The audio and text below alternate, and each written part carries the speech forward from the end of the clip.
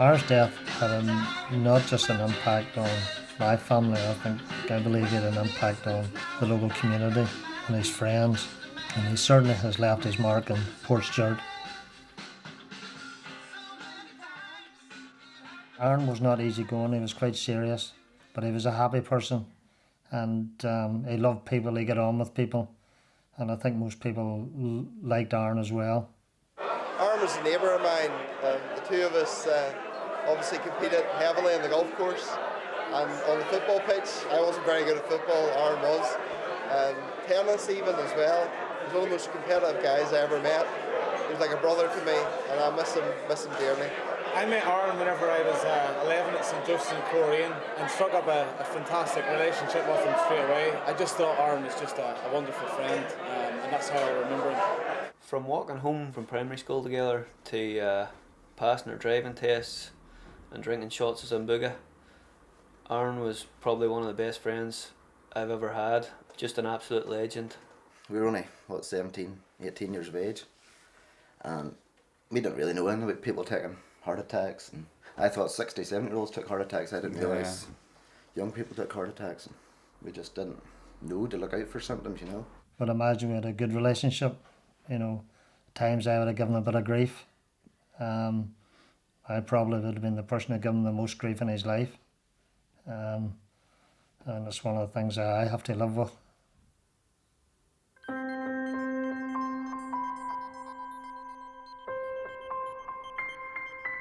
Aaron was involved in sport at school from an early age. He played soccer, he played basketball, he played Gaelic, and then he progressed on to playing golf, as we lived right beside the golf course here in Portstewart, and he was able to walk out the back garden and go down onto the course.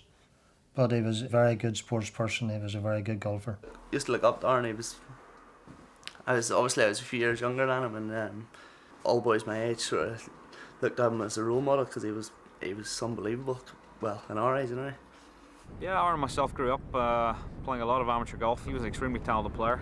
We both ended up on the same Ulster team back in '96. I think it was the under-18 inter-provincials, and we used to all jump in cars and drive down all over Ireland from here. And you know, I think he probably had a chance to do something pretty good in the golf world, and it was kind of crazy that something like that would happen to such a fit young guy. And you know, it was a real shock to the system. We travelled a lot together, especially when he played in the boys' tournaments when he was 15, 16 and he couldn't drive. And we spent a lot of time together, and thank God I had the time at that particular time in my life to be able to spend time with him. It was a time when I can look back and very fond memories of the time we had together.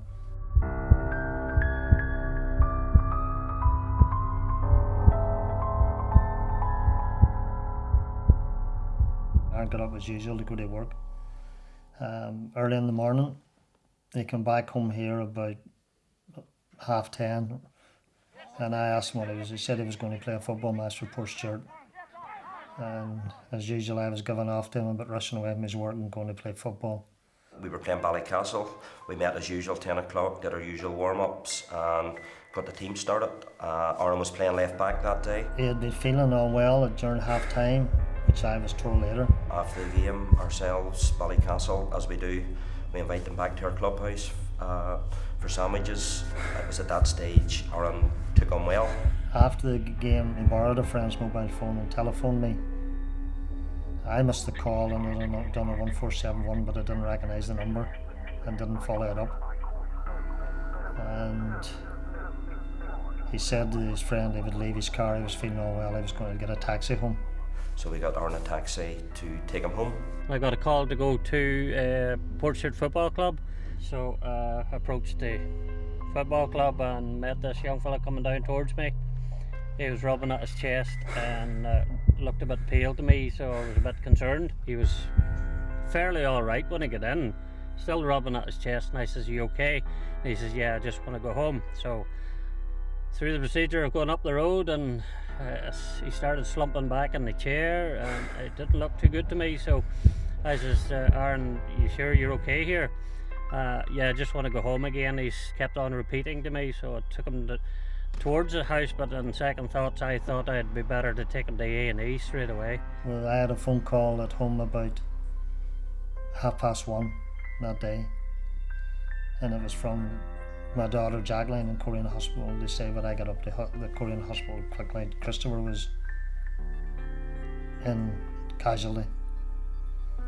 And I immediately got into my car and drove straight to Korean hospital. But on the way to Korean hospital, I couldn't figure out at all why this would be Christopher. And the closer I got to Korean hospital, I started to, something just within me told me it wasn't Christopher, it was Aaron.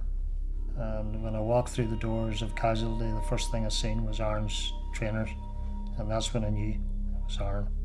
The doctor approached me with a nurse and asked me, was it Aaron Lundy's father? And I said I was. And he just said to me, I'm sorry, but Aaron has died. And I went in and Aaron was lying in the bed dead. That was a shock.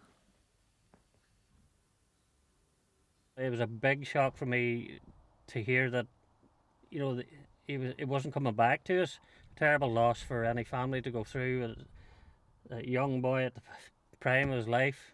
Very shocked, as were the club and especially his teammates who obviously went to school with him and played with him, and yeah, very shocked.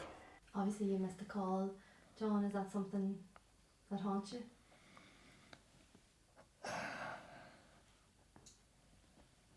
No, I don't. I tend not to think about it.